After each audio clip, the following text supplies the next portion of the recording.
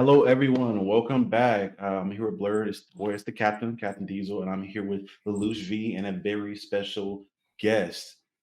I mean, I don't know if you have like a persona or a name you go by online, or if you want your full government name out there. It's just my name. Yeah, Amanda Ponce. Hi. Well, No, hey, I was gonna say how you doing, Otis, but you got company. yeah, I got blitzed by my cat as always. It's a normal thing. She if she sees me sitting here, she's usually gonna come over. My But no, daily I'm is too. yeah, I'm doing pretty good. Just had some representatives from the Buffalo Bills come to work today, so I was getting all of that situated. Hopefully, get a nice relationship with them building up. So moving up in the world, a little bit, trying to do some things. That's what's up, my boy. Well, Amanda, for the people viewing that may not be familiar with you or your work, could you kind of tell people what you do, where you do it, how you do it? I'm in LA currently. I work as an art director in entertainment advertising, primarily doing key art or movie posters, movies and TV. And I've been doing that out here since 2021. Yeah. So I've seen some of your work. I think obviously me and Otis when we came by to visit your place because we're are friends with her husband Andres, and we Mhm. saw some of your work. We were like, man, Shout that's out to sick. Tito. Yeah, shout out to Cito. Um, and I especially was a fan that I think I saw on either you posted it or Cito posted it on his Instagram of you doing like a homemade Pearl poster, like a movie poster for Pearl. Hmm. Me myself being a horror fan, I was like, this is amazing. This is sick. We have to talk to this amazing woman because she's Oh, talented. thank you. Yeah, I actually saw that for the first time recently and was immediately just obsessed. I love it. And I'm really excited because I actually had a meeting just before I hopped on with you guys, and I'm going to be doing some horror stuff this year. So I'm Awesome. very excited about that because I don't get to do it very often. So it should be fun. I'm Well, all let's for talk that. about what you do a little bit more often, because I mean, some of the posters that we saw around your apartment were pretty dope. I don't know if you want us to tell about the projects or you want to do it yourself, but oh man, We did a little bit. So I think the work that people probably have seen the most that's like out there. I had a piece for Transformers: Rise of the Beast this year that was out, that was illustrated. That was like one of the theater giveaways. So a lot of people were able to just like get them with their movie ticket, which I always think is cool. I had two posters that went out for Black Panther Wakanda Forever, which I'm still like, I can't believe that happened. Creed we're gonna 3, get to that. Superman and Lois, Black Summer season 2 on Netflix, Gospel on PBS. I mean, it's varied, but yeah, it's kind of crazy some of the stuff that I've had the opportunity to work on in the past couple of years. No, that is genuinely amazing. Can you tell us a little bit about your journey to getting there? Like, how did you start being able to graphically design on that level? Well, I started learning Photoshop when I was 12, so that helped. So I don't know if you guys remember, like, way back in the day, Neopets? Hmm. Remember Yeah. Well, Neopets? that's before my time, Yeah. probably. Oh, yeah, I'm aging myself here. But on on Neopets, there were these things called guilds, which were like little clubs. And a lot of the times people would link to forums from those guilds. And so I was a huge Harry Potter fan. And so I was joining all of these Harry Potter guilds What and house? What house? Slytherin. Hence the Ravenclaw. Blue. Really? Yeah. I would. I yeah. take you for a Slytherin, my brother. I ain't gonna lie to you. Really? Yes, very We'll, much so. I'm not gonna lie we'll to get you. into that on another episode. And so those like link outs were to Harry Potter RPGs. And like back then that was like you're on a forum and you create a character and you're typing back and forth because I love to write. And so you're like creating these stories with these other characters, and everybody had like avatars and signatures because you had to kind of pick a likeness for what your character looked like. So they called them face claims. And so you would just like pick a celebrity and be like, this is what my character looks like. And you would, go back and forth. And I wanted to learn how to create the avatar and the signature for my character. And that's really the what ignited me getting into design at all. I had had no interest before then. Like I doodled and stuff, but I didn't realize that you could do that digitally. And so once I did that, I learned about GIMP, which is a free program that still exists. That's very Photoshop adjacent. So if you're looking to kind of get into design and don't want to pay for a Photoshop subscription, highly recommend GIMP. And then that led to me finding a forum called Shadowplay, which also still exists, and it's design challenges. And most of the sizing and scale of the challenges had to do with forums. So I was creating banners and signatures and icons and making things for other people. And I loved it. And it was just something that I was doing as a hobby. I never imagined design as a career. I was dancing like 20 hours a week. I was, Sheesh. prepping to I ended up going to acting school in New York. Like that was my path. I was certain that was my Mm, path. This was not the plan. This was just something that I did for fun. Nobody really knew about it. And then when I got to college, I was just kind of like messing around, just making stuff. And one of my friends, I had done like a Captain America piece. It was like right back when those movies started becoming popular. And she was like, I'd wear that on Stop a and shirt. Like, stop what and are you turn. doing? And I was like, wait, you would wear this? Like, you like it?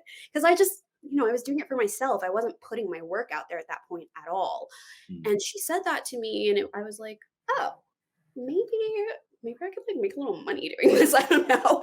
And so I started doing fan art, and this was back like at the height of Tumblr. So if Mm, you were into fandom back then, like Tumblr was the place to be. And so I was posting like crazy. Things really started to shift for me when I started doing Orphan Black fan art. Um, I okay. love Orphan Black. We'll talk about it all day. But their page on was Tumblr it Tatiana Maslany? post fan art like all the time. And so Mhm. I started like getting a little bit of traction, and then they had this event at one of the big San Diego Comic Cons where they were like showing off all of the fan art, and some of my work had gotten selected for that. And I was like, oh, okay, maybe there's something to this, but I hadn't quite made the connection between like fan art, portraiture, and like things like that, and key art. That still was like many years down the road. And so I'm auditioning, I'm doing professional theater in DC. I'm going back and forth to New York. I was like in final callbacks for Harry Potter on Broadway and like all of this. Like there was a lot going on. This was very much not priority. And then we get to 2019, 2020, and COVID happens and everything changes. And I immediately was like, oh shit, I gotta pivot like fast. What can I do? Because at that point, I'd gone to acting school. I have an acting degree, an associate's degree. Like nobody was hiring me for Right. anything because it's kind of useless if I'm gonna be completely honest. And so that's really when it was like, okay, well, I need to buckle down on the design stuff. And I'd done a little bit of like indie poster design and designing for theater companies because that's what I had access to. So like logically, that just made the most sense to like reach out to theaters and be like, let me make you a poster, you know? And so that's how in the early days I kind of got that practice. And then during when everybody was on lockdown, I don't want to say during COVID because it's still COVID, guys. Not wrong. You know, that's when I was like, all right, well, I'm going to start posting on Instagram. I'm going to start putting myself out there. And I would just tag everybody. Like if I did a poster for something and I'll use Netflix as an example, like I did a You poster. And so I tagged Penn and I tagged, all the actors and the directors and every Netflix account that I could think of. And I did that for everything. And I was very adamant about like trying to post every day. I was doing like a poster a day. That was my thing. Sheesh. Yeah, it's exhausting. Mm, But I'm glad that I did it because during those exercises and that practice, I really was able to develop a style. And people started to kind of gravitate towards it. And then ultimately, a producer at Netflix saw my stuff off of social media. I had no idea who they were. And they reached out to me on an email, and I thought I was being punked, and I did not believe it. And then, you go on LinkedIn and look people up, and I'm like, oh my God, this is legit. And they offered me a contract role to come on for the second season of Black Summer, which is a great zombie show if you're into that kind of thing. Highly recommend. And that changed everything. I tried it. Yeah. So after that experience, which was so great, I asked the person that was my design lead on that project, Indy Lerma, who's amazing, if I could use him as a reference on my resume. And he very graciously said yes. And I'm so grateful that he was willing to do that. And that led me to getting my first agency job out here because I'm from the DC area. Now I'm in LA. But I had about a month to prepare, and I'd never been to LA like in my life. I'd never been outside of the East Coast, really, apart from a short stint in Utah. And yeah, we picked up, and Andres and I and the cat, and we packed up our lives and moved across the country. And I had a week to kind of get my shit together. And then I was working full time at an advertising agency and like very much learning on the job. Like I'd never taken a design class. I was just kind of learning as I went.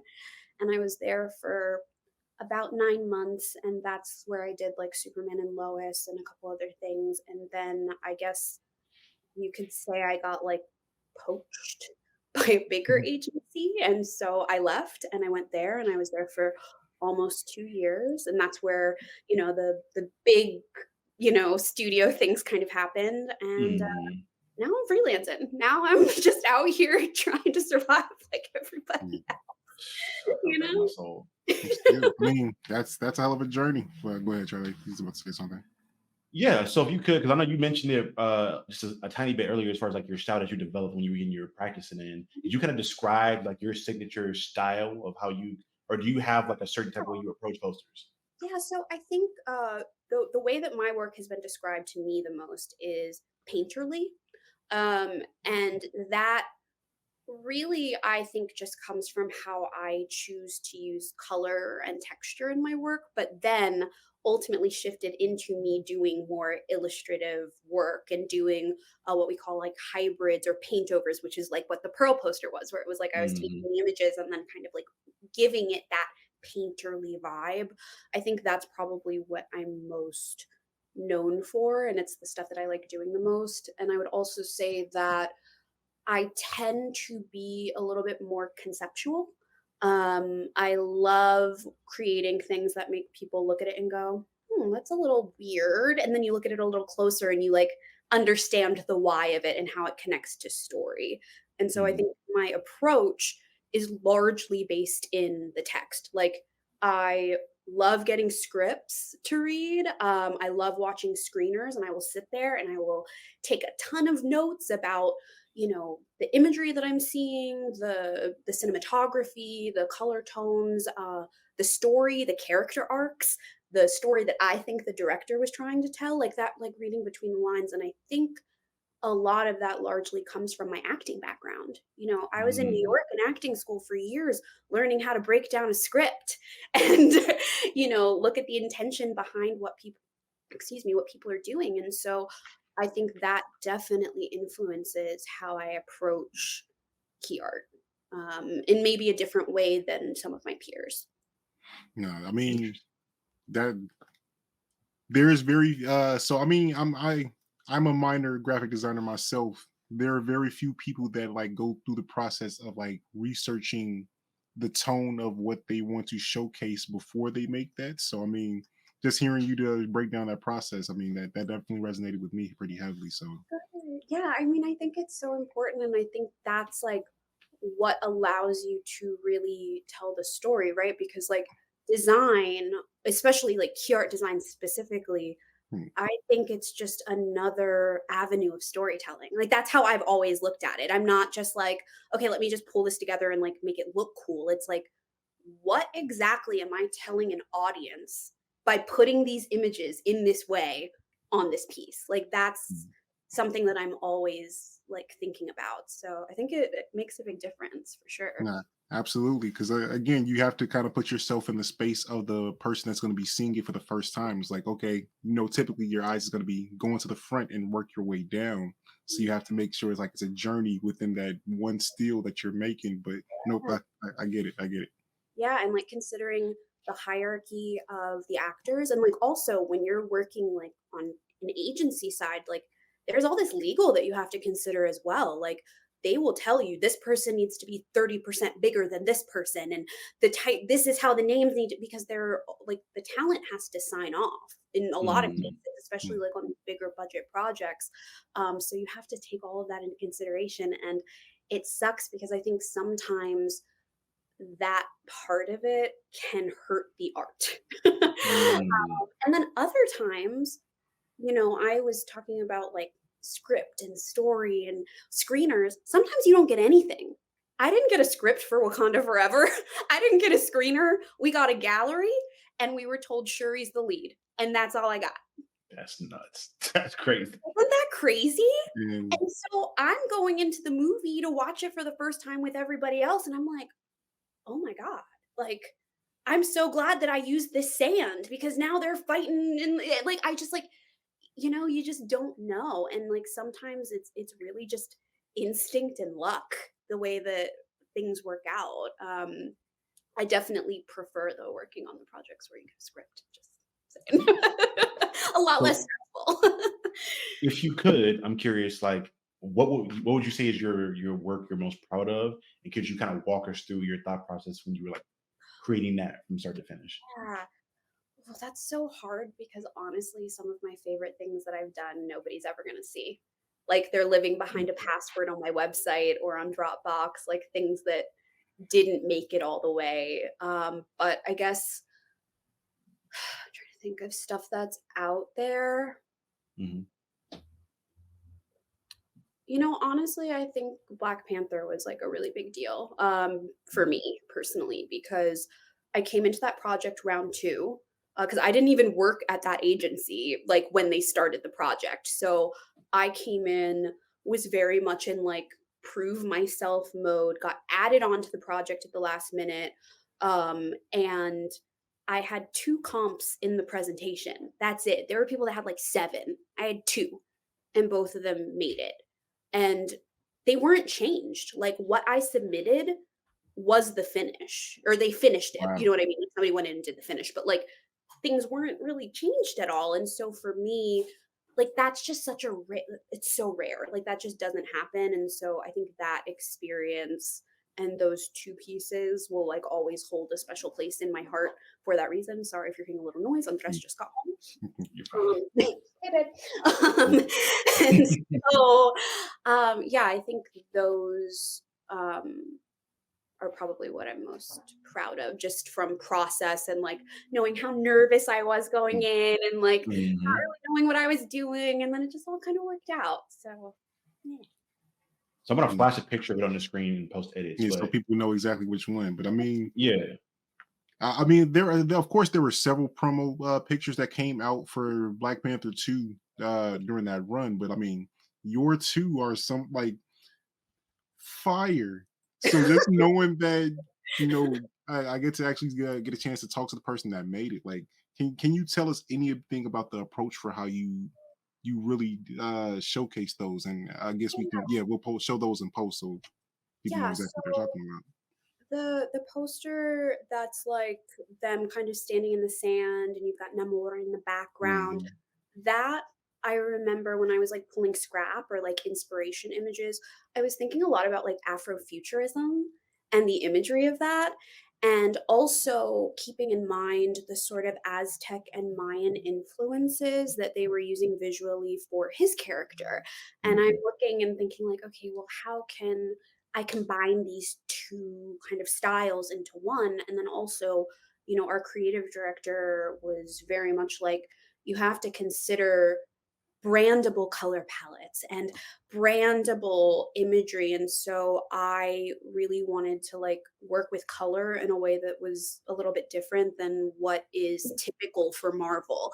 I felt at the time that it was a very big risk. And with that particular poster, I was like, there is no way they're going to use this. There's no way. Because it was just so different from what they normally do. But sometimes that risk pays off, you know? And then for the blue one, that was the El Capitan exclusive. That's, I think, a little bit more traditionally Marvel in its like montagey layout. Mhm. That was really like, I knew that water was going to be a big part of the film. And I knew that I wanted to challenge myself to kind of work more in that Marvel style and be a little bit glossier, really work on lighting and color. And so that really kind of led me to that final product there. Yeah. You said something that perked my ears up slightly about the brandable color palettes. Could you kind of elaborate a little bit more on like what that is or how that's Yeah. perceived? Yeah, so I think, a lot of times when you're working on a property, um, there's already sort of a tone or a palette that is attached to it. Like, okay, Captain America, for example. What are the Mhm. colors that you think of when you think of Captain America?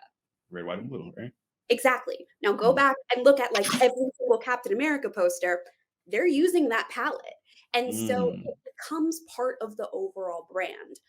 But for this, luckily, the client was like open to doing something new. And so we were able to try to create what that could be rather than depending on what had already been done.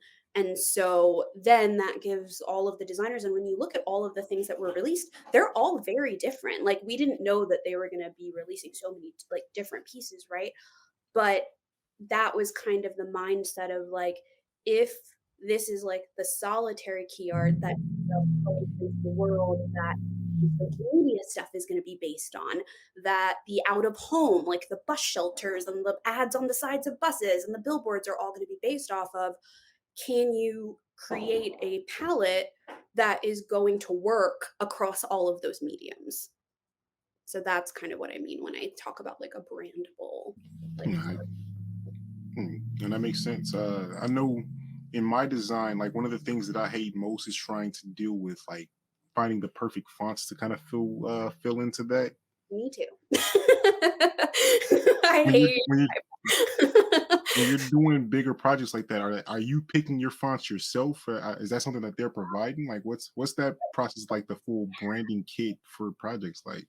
It totally depends on the client. So sometimes you're getting the title treatment or like the logo and they say you got to use this and you can't change it. Other times people might not have that figured out yet. It really depends on like when you come in the process, but with type you have to be very careful because there's so much licensing that has to happen. Like you can't just go on defont.com and pick something Mhm, that you can do that for fan art. I've done it. But you Mhm. can't do that when you're like working on projects like this. And so a lot of the times it's like safe to stick with Adobe fonts, or there's Monotype, Type Foundry. Like there are all of these different places where different studios, different agencies have preferences about what they want you to use. And you get that information when you get your brief, because like every project starts with a brief. So if there are things like that that you have to keep in mind, they normally tell you like right away.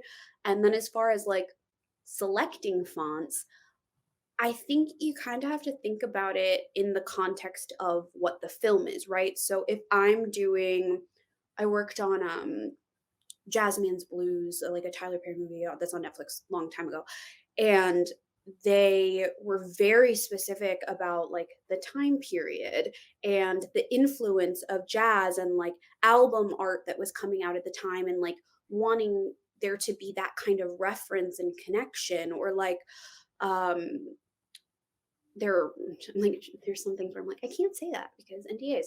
Um, Another project that I worked on recently, we were kind of trying to reference the Potterverse in the way Mm. that the art was being presented, and so that meant like going and looking at the Mina Lima prints and looking at typography on old newspapers and looking at the Daily Prophet and how that type was all lined up and jumbled up because it was very, very specific, right? And then figuring out how do we take that and apply that essence to what this project is. So it's there's a lot of thought behind it, and I will say I don't feel like that's my strong suit. Like type is always something where I'm like, hey, can you look at this? Because like something's not right. It's not Feel it. easy. A very specific skill, and there are some people that are incredible at it and love it, and then there are people like me who's like, do I have to put type on this? Like I feel like it just kind of like ruins the whole thing. Mm.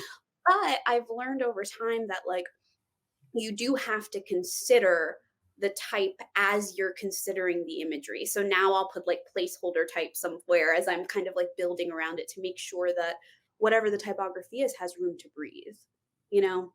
Hmm. 'Cause you don't want it just feel like a slapped on afterthought. That's the thing that I think just with type in Mo- general. You You want to know, hold I agree with that 100% because I mean, kind of a lot of people that are still like on the upcoming when they're making their basic flyers and working way up to posters. The font is almost like stickers. It's like, oh, stuck right here, Yep. and you see a little bit of like what they wanted to show, but it's not like it doesn't fit into it, and you can tell that they're again still learning. Yeah. I feel like that is the mastering the placement of font and making sure that it blends into the colors and making sure it's visible. I feel like that's one of the little intermediate steps that you get to as you're Yeah. building through it. Totally. And like, look, I'm still learning. Like every single project is like a learning I learn something new on everything. And I think you kind of have to have that mindset of being open to learning and never being at the point where you're like, I'm an expert and this is just what I do and nobody's going to tell me anything because that's just not design is constantly changing. Design trends are changing. What the studios want is constantly changing. And so there is that level of like being willing to learn and evolve and you know grow as you're kind of working through the different processes and some projects are easier than others and it like will take me 20 minutes and then there are some things where I'm racking my brain for weeks and I have no idea how to approach things and it's just like Mhm. but I like that about it. It kind of keeps you on your toes and you don't get bored, you know. From that standpoint, I'm curious 'cause I know it means like when I video edit, I'm always seeing other YouTube videos or movies or film where I'm like, "Ooh, that looks amazing. I want to steal that." How often are you seeing other people's work and you're just like, "I like the way they did that. I kind of want to incorporate that into my own work." All the time. So every single project that I do, I make a Pinterest board. And so I go and, you look at what the genre of the film is and, put in keywords or themes from the film that you've watched into your little search bar and like all of these gorgeous images will pop up.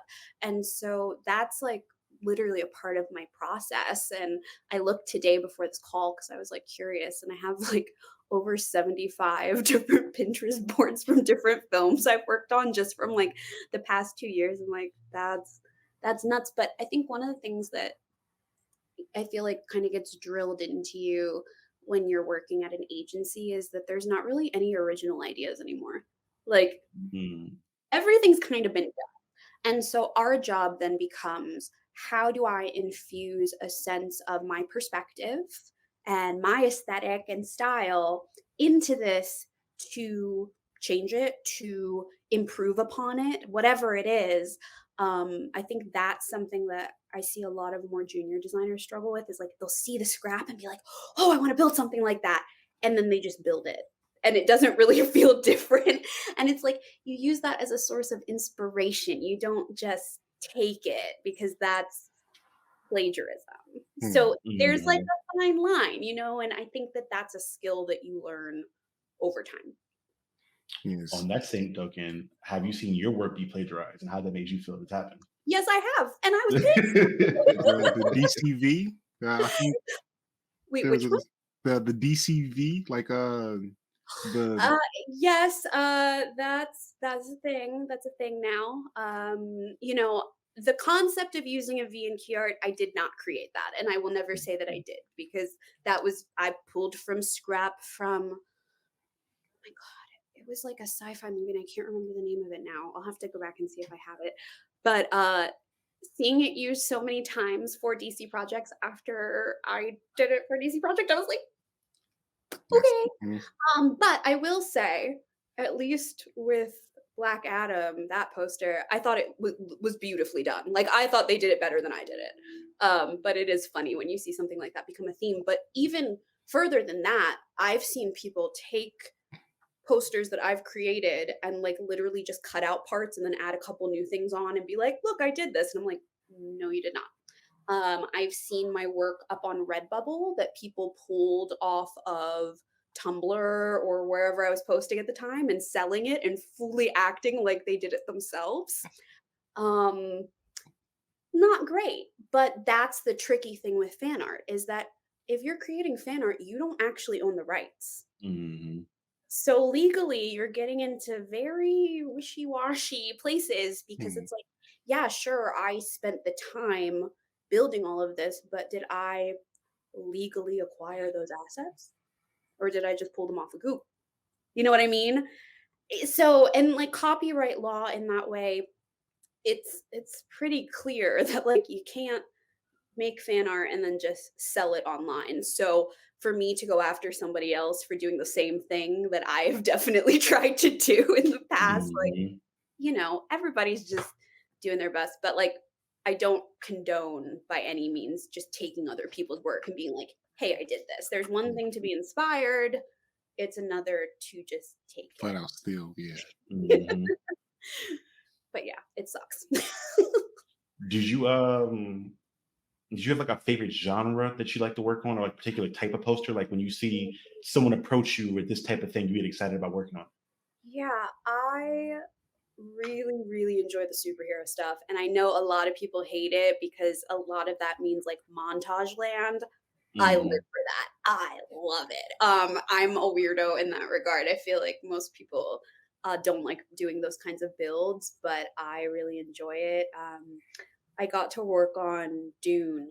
None of the stuff got picked, but I did get to work on it when I was still at my agency, and I did like 10 montages, and everybody was looking at me like I was nuts. And I'm like, guys, I just have ideas. Like, I don't know what to tell you.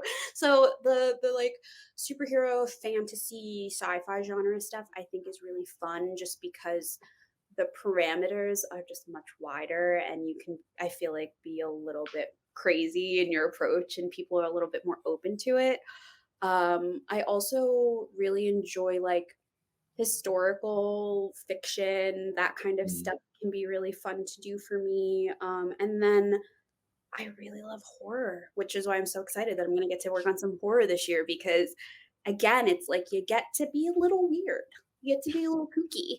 And when you're working on, I don't know, like The Real Housewives or something like that, like you're not doing that. You're just placing people and doing lighting and shadow and making sure that everybody's beautiful and spending hours retouching. And like, it's not the most fun. Like, I think it's important to know how to do because being Hmm. able to build an environment and build scenes is going to lead you to doing better, sort of more creative, artsy, out there builds, right? Like all of those experiences inform all of the others. But yeah, those ones are the most fun for me. A question kind of spawning off of that then. If you could choose your dream project to work on, whether that's a movie. I know you and Cito are big WWE fans. Maybe you work on something like that for a pay-per-view. What was your dream project to work on? Currently it's WWE. I would love, like, please hire me. I would love to teach some of your team how to mask hair. Um, but yeah, I think it would be so cool to have an opportunity to do something like that. I was dying to get on Avatar: The Last Airbender, and it didn't happen. And I'm gonna just cross my fingers for season two. I would love, love, love to be able to work on that show.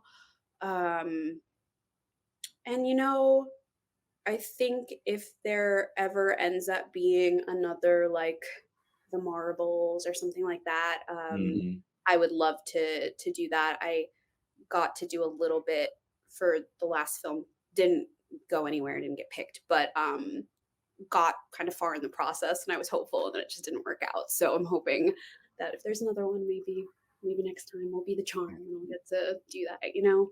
But it changes all the time because it's like as you see new things coming out, oh, that would be so cool. And I'm like, going through my LinkedIn trying to figure out who do I contact to be like, Hmm. my book. So yeah. Mm. So a couple times now, like you kind of mentioned, like the process of getting picked, like when you are submitting art for a project. Can you Yeah. tell us a little bit about that process, like how that goes? Yeah. So like, it's different depending on if you're like staffed someplace like I was, or if you're freelancing. So at an agency, the way that the work is divided up, sometimes everybody that works there is working on this project, and you're, in a sense, competing with 20 other people to even get into the presentation, right? Like, not even to just like get your work picked, but like to get picked to go into the PDF that goes to the client to get your work seen at all. And there have been times where like my work just didn't make the cut. Like that absolutely happens. But typically it's like once you've created the art and you've gone through that like critique process and back and forth with your art directors or CDs, a PDF presentation is put together or a Google slide or whatever, depending on where you're at. That gets sent off to the client. You may hear back, you might not. And because there's other agencies that are also working on it. So you've got that inner competition amongst the people that you're working with, but then also there might be 3 or 4 other agencies working on the same thing that you're working on and you have no idea. So even though you sent 40 comps from your agency, there might be 300 other comps that the studio is considering, you Wow. know? So the odds are really crazy, and it's like you will see the most incredible talented people go like years and years and years without securing what we call finishes, which is like the final product that like goes out to the world. And they have like some of this amazing work and it's just like living on Dropbox and nobody ever sees it, which I that's the thing about this that like, ugh, hurts sometimes. But Hmm. if the agency does like stuff in the presentation you sent, they'll come back and say, hey, here are the adjustments that we have. There will be rounds of back and forth. Sometimes it's only a round or two. I was on a project once that I did get a finish for. I'm not going to say which one it was, that had over 60 rounds of Wow. back and forth. Whew. And I was Lord. like, this is atrocious. I hate this. So like that happens and it takes a village. Like it's not when you're on agency side, it's very rarely just like an individual effort. Like you do everything and nobody else touches it. And it makes like that does happen, but it's rare. More often, the art director or designer that creates that initial concept will do the first couple of rounds, but you're on like 6 other projects. You've got to put your attention elsewhere. And so maybe somebody more junior or a production designer or your CD might just take it over and do all of these adjustments and they might not even show you what they've changed. Like it might not even be a conversation. They'll just do it and then you'll see it at the end. And so that took a while for me to get used to. And then once they do land on an idea, then what's called the finishing process starts. And that's when, because we design at quarter scale. And so the images have to be sized up and then retouched all over again and like made even more beautiful. And so there are incredible designers that's their job is to take what other people have done and make it bigger and go in and do all of the heavy retouching and like making it acceptable for print. So that's like agency side process. Mm. But for me at this point, as I'm freelancing, typically what happens is like I'm not necessarily in a place where I'm kind of in competition or whatever with other designers. Like people come to me, they hire me to do the work, and then I typically will give them 3 different concepts, sometimes more. If it's a situation where like I'm at an agency freelancing, because I'll do that sometimes where it's like they'll bring me in for a week and then I do what I do and then I leave. But when it's people that are like coming to me directly, there's kind of like a kickoff call, collaboration call where we talk through ideas. I go off for a couple of weeks, pull everything together into a PDF, send it to them, and then it's just them narrowing down between the three. Or sometimes they just know and they'll pick one and they might have notes and then we go back and forth. I like to keep it at 2 rounds or less because after that, things can get a little hokey with people sometimes. So I up Mhm. front, you get 2 rounds of revisions, and anything after that, you have to pay me for. And yeah, then we just go back and forth, and I do everything myself. I don't have a finisher. Typically, I try to build as big as I can so that they don't run into issues. But like right now, I just started a freelance gig with a studio, and so I won't have to do the breakouts or anything like that. Like I'll just give them my concept, I'll give them my layers, and then they'll take it over and like do what they want with it. So there are similarities between the process, but with freelance, at least I have a little bit more control, which I like. So, 2 questions on the studio side. One, at what point do you get paid? Like, if you're working with an agency, obviously, like you said, there are people that, like, go a long time without getting their stuff picked. Do they get paid for that initial attempt, or are they on, like, a retainer, we're, or how does that even work? we're salary. We don't get anything. Okay, Like I okay, that made makes sense. $0 for every finish that I got at my last job. Um, which is kind of crazy because you'd think maybe there'd be like a little bonus or something for Right. getting your work picked and making them more money, but that is just not how it works. You're an employee and it's just your job. And if your stuff gets picked, great. You get a, pat on the back and you keep it moving. Like that's Wow. really what it's like. And so I it's like I get it on one hand, but also I think it makes it for me, it made it really, really challenging to celebrate those wins because at a Mhm. point it just becomes an expectation, right? And then that can be tough and it's a lot of pressure. And especially, in my situation, my journey happened so fast. I mean, my very first finish was a film finish, and I got it on my first project at my first agency or second project. It was crazy. And then I put that pressure on myself that it's like, okay, well, this is just how it's going to be. And then when I got to my next agency and I had a kind of similar situation where I like had these big wins really early, there is like a pressure for real that comes with that. And you don't really get anything out of it except more work and less sleep. Um, so that's really, really tough. And I've heard at some places that like the studios will send like swag packages and stuff. I never saw anything like Mm. that. I know where Andres used to work, he had gotten like some swag a couple of times, and I was like, "Oh, I'm so jealous. Like I've never gotten anything like that."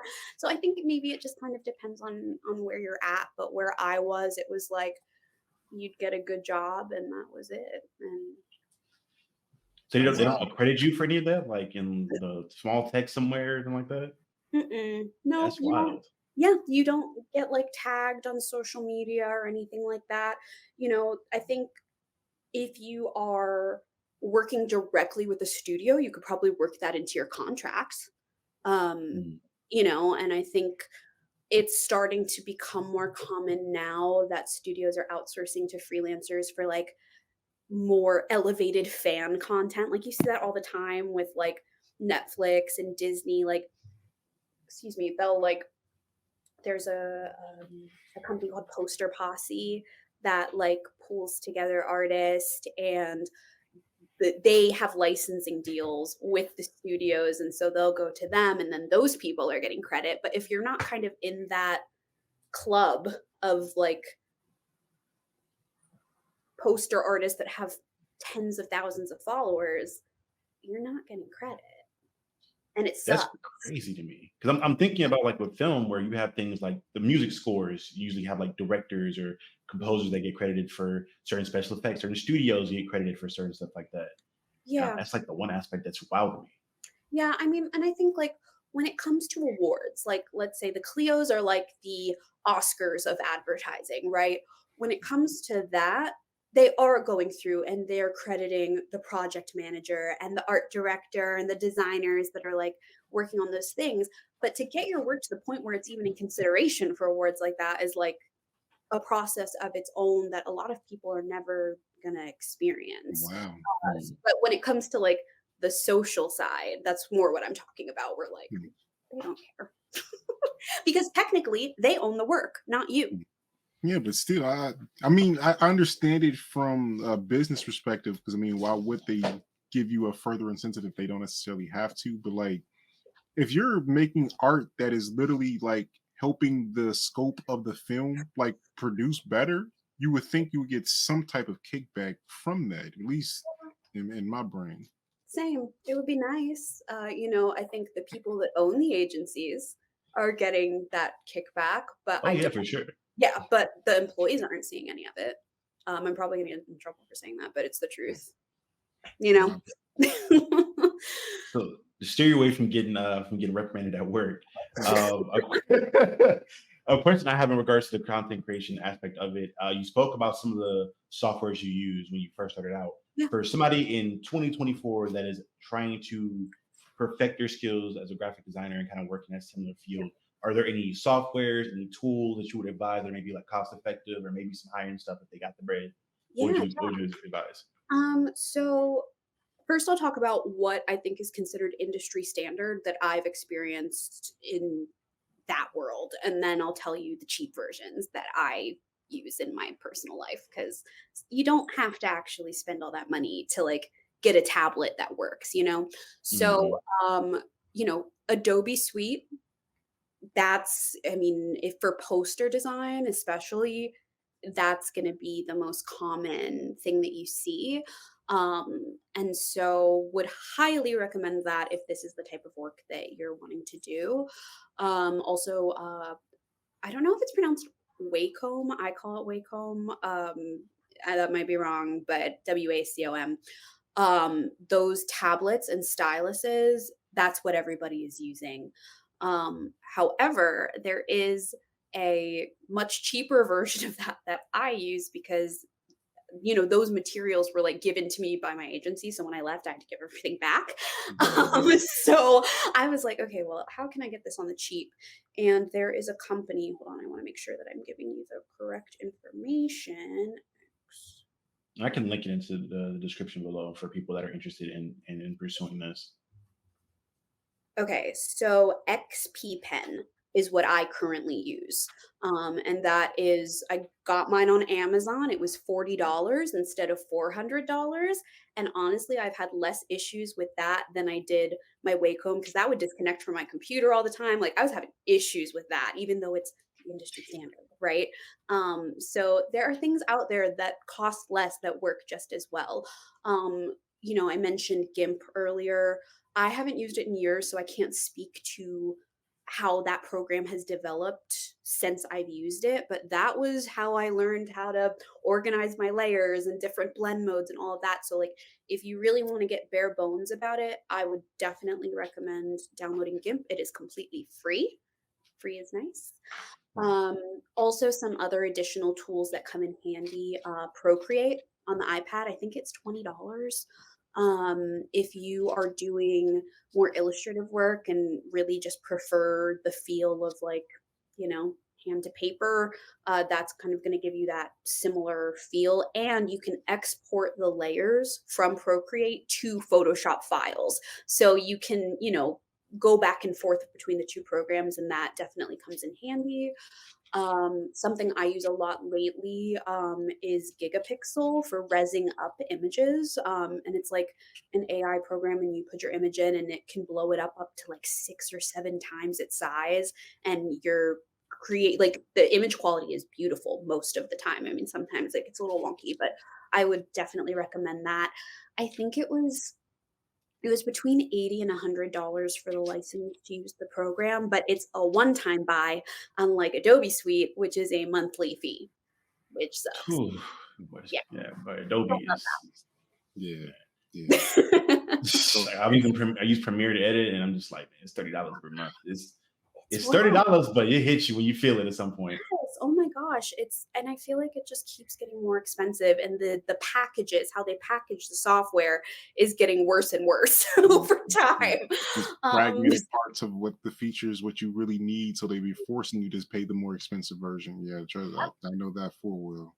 Yep, it's rough. So, but I think for me, those are the programs that I am using most consistently. I think I see a lot of people that are using apps on their phones, like Canva, for instance, and I think that those types of apps are so great for making design accessible to people.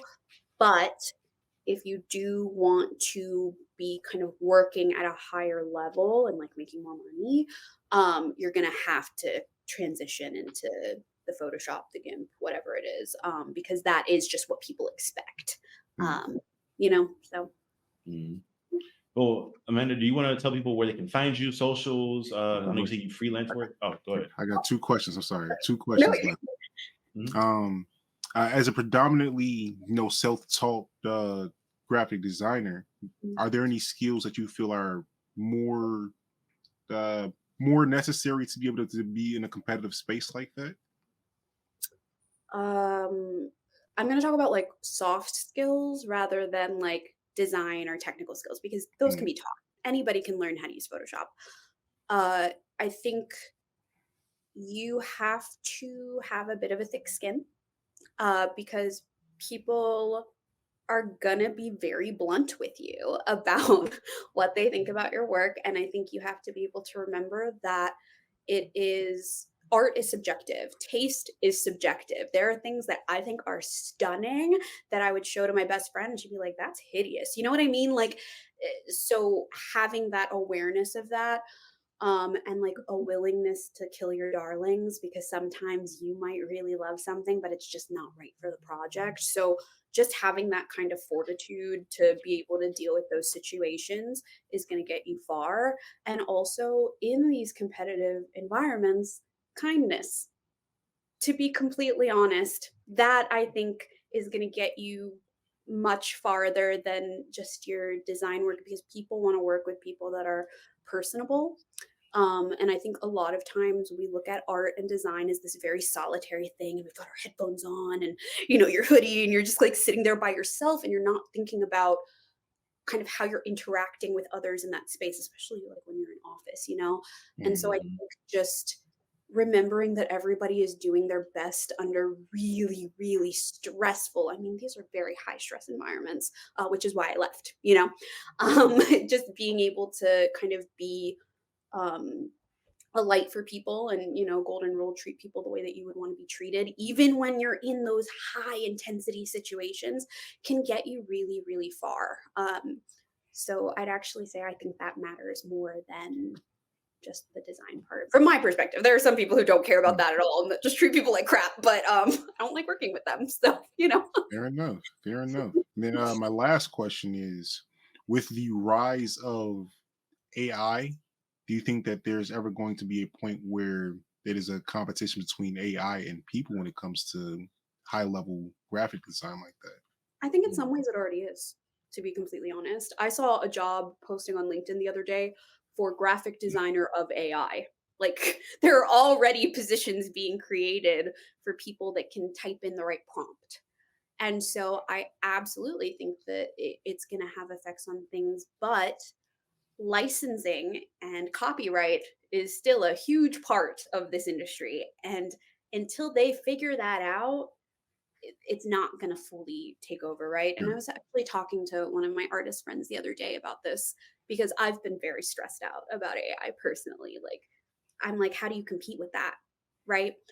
And they were saying that they think that there is going to be an AI boom and we are going to see AI art everywhere. But the thing about AI is that it's generating based on images of on the internet, right? Mhm. So if you have kind of obliterated the humanness of art and all that's out there is AI, and then the AI programs are pulling from AI images, Mhm. it's just going to look terrible and people are going to get sick of it, and then we're just going to revert back to like that humanity that like makes good art, right?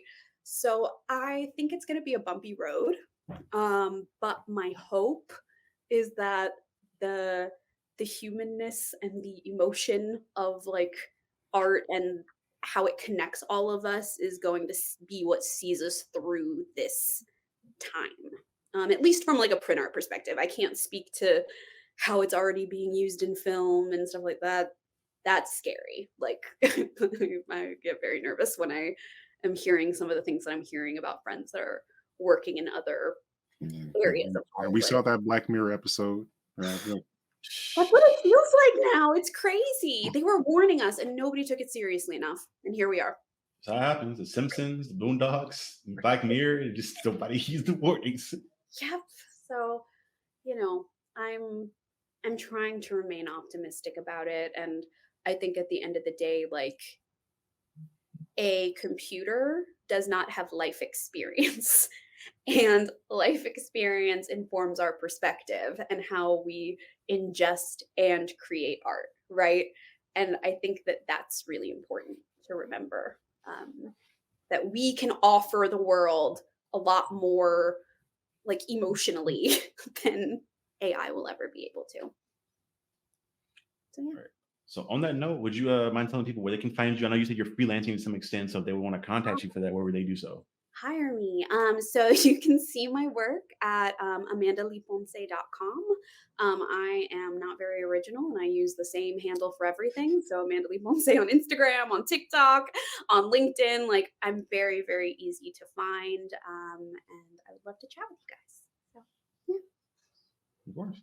Well, Amanda, thank you so much for coming on. I appreciate your time. I know scheduling was kind of weird at one point. You got Sorry. sick, so we made it happen. I think originally we planned this for like to be a part of like Black History Month going on, but Well, it's it's more so Women's it's women History exactly. Month. So There you it go. works out. So thank you so much for coming on, and thank you so much for your time and your perspective. yeah, Thank you. agreed. I love being able to nerd out with someone as talented as you about graphic design. So I appreciated your time as well. Yeah, thank you guys. I appreciate you looking into my work and inviting me on. This is great.